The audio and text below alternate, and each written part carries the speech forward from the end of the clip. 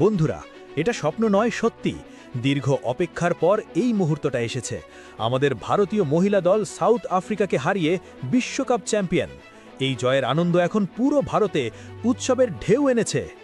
এই জয় শুধু একটি ট্রফি নয়, এটা কোটি কোটি মেয়ের স্বপ্ন পূরণের গল্প। আর এই ঐতিহাসিক সাফল্যের পর নিজের আবেগ ধরে রাখতে পারলেন না দলের ক্যাপ্টেন, আমাদের গর্ব হরমনপ্রীত কৌর। হরমনপ্রীত বারবার চেষ্টা করেছেন, বারবার ফাইনাল আর সেমিফাইনালের স্বপ্ন ভেঙেছে, কিন্তু আজ সব অপেক্ষার অবসান। জয়ের সেই শেষ মুহূর্তের পর তিনি মাটিতে বসে পড়লেন, আর চোখ থেকে গড়িয়ে পড়ল আনন্দের অশ্রুধারা। বিশ্বকাপ জেতার পর তিনি যে কান্নাটা কাঁদলেন, সেটা গর্বের কান্না। তবে এই কান্নার মাঝেই তিনি এমন কিছু বললেন যা শুনে শুধু সঞ্চালকই নন, বরং অবাক পুরো ক্রিকেট বিশ্ব।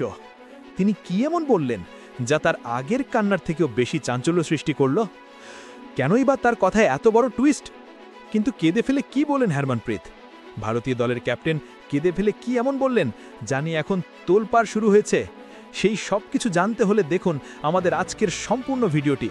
তবে সেই বক্তব্যটি শোনার আগে এই ঐতিহাসিক জয়ের জন্য ভারতীয় দলকে আপনার একটি কমেন্টে অভিনন্দন জানান। আজকের ম্যাচে দেখা গেল ভারতীয় নারীদের দুর্দান্ত এক পারফরম্যান্স। প্রথমে ব্যাট করতে নেমে ওপেনার স্মৃতি মান্ধানা এবং শেফালি ভার্মা শুরুটা করেন দারুণভাবে। মান্ধানা করেন ৪৫ রান, আর শেফালির ঝড় তোলে ৮৭ রানের ইনিংসে ৭৮ বলে ৭-৪ ও ২ ছক্কা।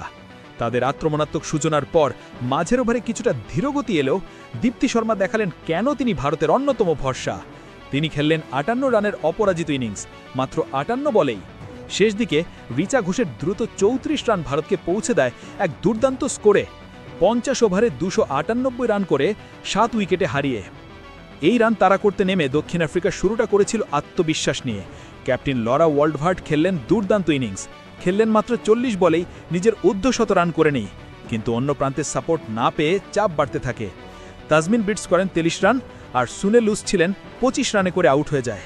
তবে ভারতের বোলাররা ছিলেন দারুণ নিয়ন্ত্রিত। প্রতিটি ওভারে তৈরি করেছেন চাপ, রেখেছেন রান রেটের নিয়ন্ত্রণ নিজের হাতে। শেষ পর্যন্ত ভারতের নারী দল এই ম্যাচে বিশাল ব্যবধানে জয় তুলে ট্রফি নিজেদের করে নেয় এবং প্রমাণ করে দিল তারা এই মুহূর্তে বিশ্বের অন্যতম শক্তিশালী দল। বন্ধুরা, আমরা সেই প্রশ্নে ফিরছি। বিশ্বকাপ জেতার পর আবেগে কেঁদে ফেলা ভারতীয় মহিলা দলের অধিনায়ক হরমনপ্রীত কৌর ঠিক কি এমন বললেন যা শুনে অবাক পুরো ক্রিকেট বিশ্ব? হরমনপ্রীতের কান্না শুধু আনন্দের ছিল না, এর পেছনে ছিল অনেক দিনের চাপ আর হতাশা।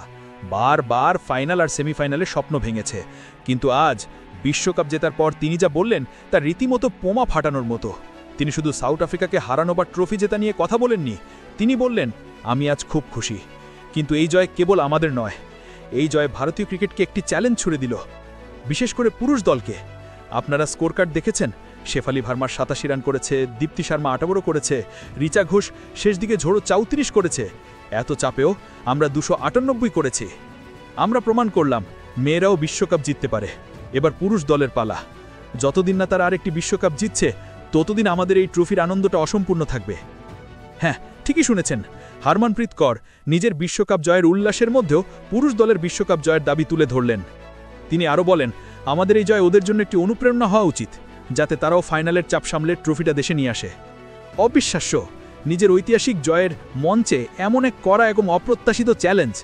হরমনপ্রীতের এই মন্তব্য এখন আন্তর্জাতিক ক্রিকেট জগতে এক নতুন বিতর্ক সৃষ্টি করেছে।